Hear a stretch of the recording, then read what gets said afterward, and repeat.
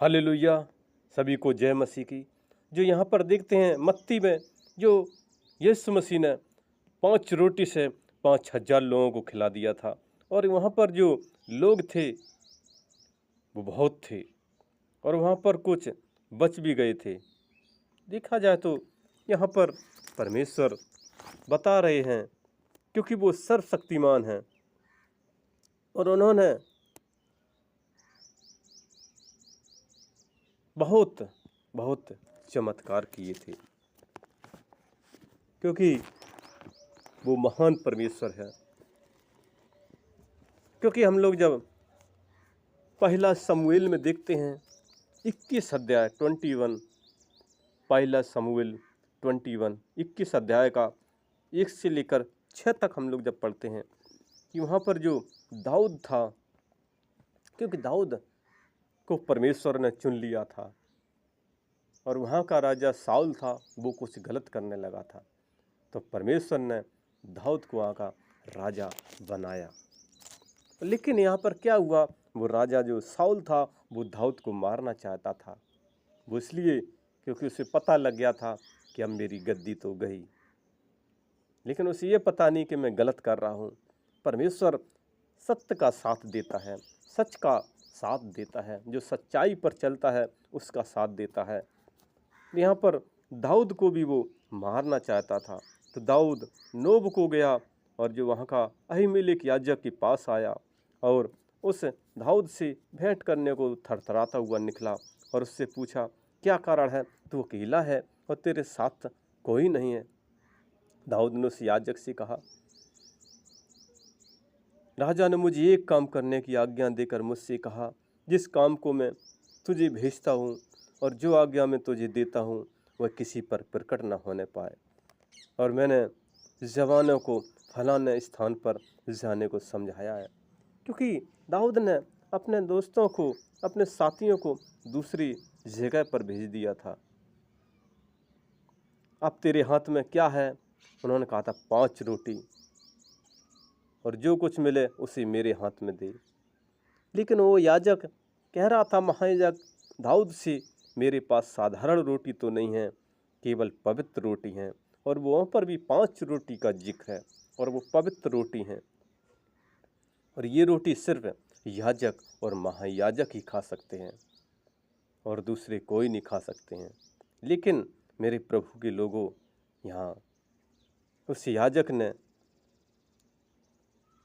उनको पवित्र रोटी दी, दाऊद को दी। जैसे यहाँ पर हम लोग देखते हैं यीशु मसीह भी बता रहे हैं, वहाँ पर जो फरीसी शास्त्री लोग, बहुत लोग थे, बहुत विद्वान लोग थे, लेकिन वो नहीं समझ पा रहे थे। जैसे हम लोग मत्ती 12 का 1 से लेकर 8 तक पढ़ते हैं, वहाँ पूरा जिक्र दिया गया है। यीशु मसीह एक एक चीज बता रहे हैं कि क्या तुमने नहीं पढ़ा कि दाऊद जब उसके साथी भूखे हुए तो क्या किया? क्योंकि यीशु मसीह को सब मालूम था, क्योंकि यीशु मसीह ने सृष्टि ही रची है, उनको सब मालूम है। वही आदि, वही अंत, वही अल्फा, वही ओमेगा हैं, वही जीवन देने वाले हैं। उन्होंने आत्मा रची है, और वह यहाँ पर भी बता रहे हैं कि दाऊद के बारे में जिक्र कर रहे हैं कि वो दाऊद कैसे परमेश्वर घर में गया और भेंट की रोटियां खाईं, जो सिर्फ याजक और महायाजक को खाना उचित था, जिन्हें खाना ना तो उसे और ना उसके साथियों को, पर केवल याजकों को उचित था। यीशु मसीह बता रहे हैं सिर्फ वो रोटी याजक खा सकते हैं, परमेश्वर के लोग हैं, पवित्र लोग जो वहाँ पर रहते हैं, याजक महायाजक, वही खा सकते हैं उन रोटियों को। लेकिन यहाँ पर दाऊद और उसके साथियों ने खाई।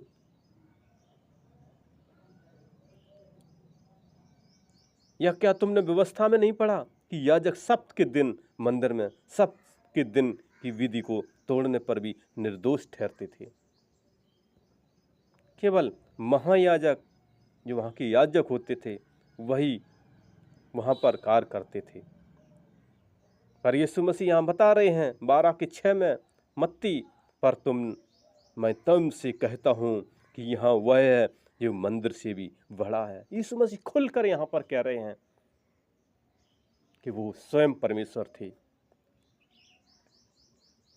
और वो कह रहे हैं यदि तुम इसका अर्थ जानते तो मैं दया से प्रसन्न होता हूँ, बलिदान से नहीं। वो नहीं चाहता कि तुम मुझको कुछ चढ़ाओ, कुछ खिलाओ। उसने तो सारा संसार बनाया, सब कुछ उसका ही है। वो क्या चाहता है? और वो बता रहा है कि मैं दया से प्रसन्न होता हूँ, बलिदान से नहीं, तो तुम निर्दोष को दोषी ना ठहराते। यीशु मसीह बता रहे हैं मनुष्य का पुत्र तो सप्त के दिन का भी प्रभु है। मनुष्य का पुत्र यीशु मसीह खुद बता रहे हैं वो बलिदान नहीं चाहता, वो कोई तुमसे सोना नहीं चाहता, पैसा नहीं चाहता, अन्न नहीं चाहता, पशु नहीं चाहता, जानवर नहीं चाहता, कोई चढ़ावा नहीं मांगता, सिर्फ मुंह से स्तुति मांगता है, धन्यवाद मांगता है, प्रार्थना मांगता है। प्रार्थना करो, उसका धन्यवाद करो, उसकी स्तुति करो, उसकी आराधना करो, यही सिर्फ चाहता है वो। और इसी के द्वारा उस परमेश्वर के पास पहुंच सकते हैं, उस स्वर के सिंहासन के सामने खड़े हो सकते हैं। इसके अलावा वो कुछ नहीं चाहता। जो आराधना, प्रार्थना, स्तुति, धन्यवाद करता है, वही यीशु मसीह के सामने खड़ा हो सकता है, और वो अपना पुत्र बनाएगा, अपना वारिस बनाएगा, अपना बेटा बनाएगा। क्योंकि उसने वहाँ पर, जैसे हमने रेवलेशन 21 में देखा है, वहाँ पर जो सड़कें हैं वो भी सोने की बनी हैं, मकान हीरा मोती जवाहरात के बने हैं। और जैसे यूहन्ना 14 में भी देखा है, यीशु मसीह कह गए मैं तुम्हारे लिए घर बनाने जा रहा हूँ, और वो घर बना रहे हैं। क्योंकि पृथ्वी पर तो 4 दिन की जिंदगी है, कब यहाँ से जाना पड़ा है कुछ पता नहीं, 1 सेकंड का पता नहीं है यहाँ से कब छोड़कर इस संसार को जाना पड़ा। और जाते हैं, चाहे वो राजा हो या महाराजा हो, रंक या फकीर हो, चाहे उसके पास एक पैसा ना हो, चाहे वो अरबों खरबों दौलत हो, एक दिन इस छोड़कर जाना पड़ेगा। और कोई चीज़ ट्रांसफ़र करने की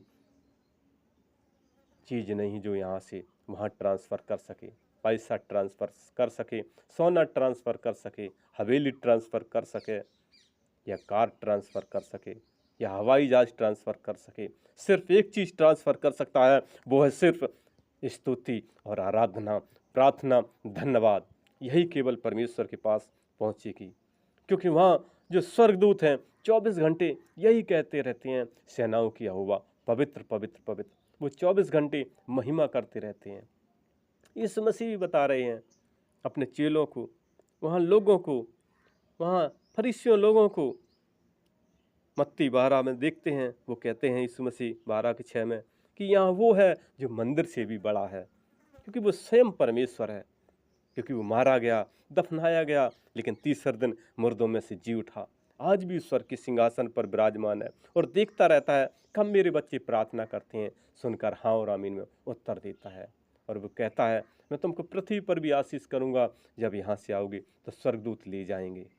यही एक विधि है, यही एक नियम है। अपने स्वर्गदूतों को भेजता है, संग संग रहता है, और वो सहायता करता है। और स्वर्ग में भी वो घर बना रहा है, जहाँ अनंत जीवन रहना। इस पृथ्वी पर तो आज हैं, कल जाना पड़ेगा।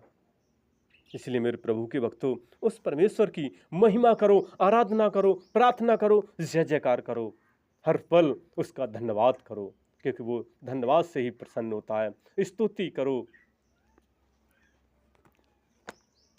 जैसे इब्रानियों 12:28 में भी कहता है, इस कारण हम इस राज को पाकर जो हिलने का नहीं कृतज्ञ हों, और भक्ति और भय सहित परमेश्वर की ऐसी आराधना करें जिससे वह प्रसन्न होता है।